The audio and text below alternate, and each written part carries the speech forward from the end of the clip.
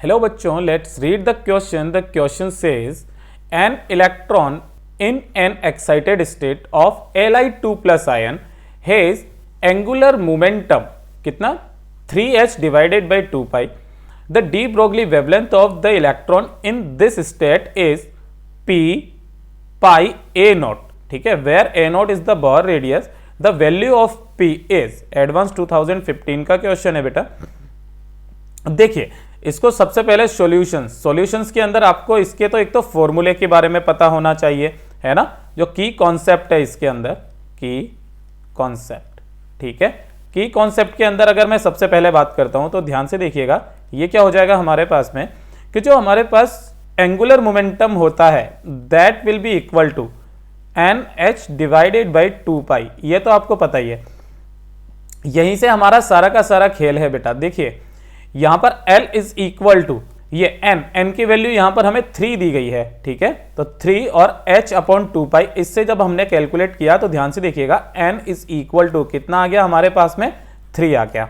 जब n equal to 3 है तो हमें यह भी बात पता है, सेकेंड नंबर पर बात करते हैं किसके बारे में, रेडियस के बारे में। तो जो रेडियस होती है बेटा वो इनवर्सली प्रोपोर्शनल होती है n स्क्वायर के, और सॉरी प्रोपोर्शनल होती है n स्क्वायर का, इनवर्सली प्रोपोर्शनल होती है z के, जो कि एटॉमिक नंबर होता है।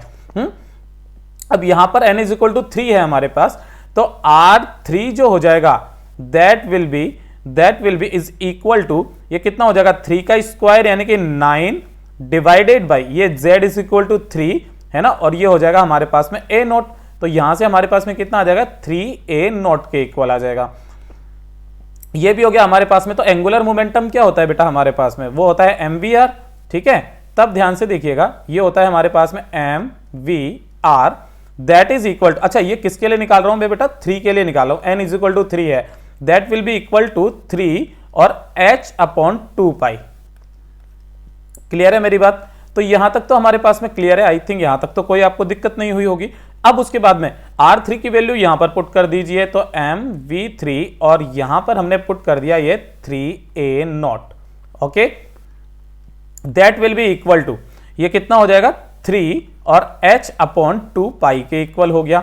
बस अब यहीं से हमें किसकी वैल्यू निकालनी है, ये वेवलेंथ की वैल्यू निकालनी है। तो ये कितना हो जाएगा, देखिए ध्यान से बेटा, यहां से मैं थोड़ा सा कलर पेन चेंज करते हैं, that will become h upon, और ये कितना हो जाएगा mv3। ठीक है, इसको और बाकियों को मैं इधर की तरफ में ले गया, तो ये कितना हो जाएगा 2 पाई a नॉट।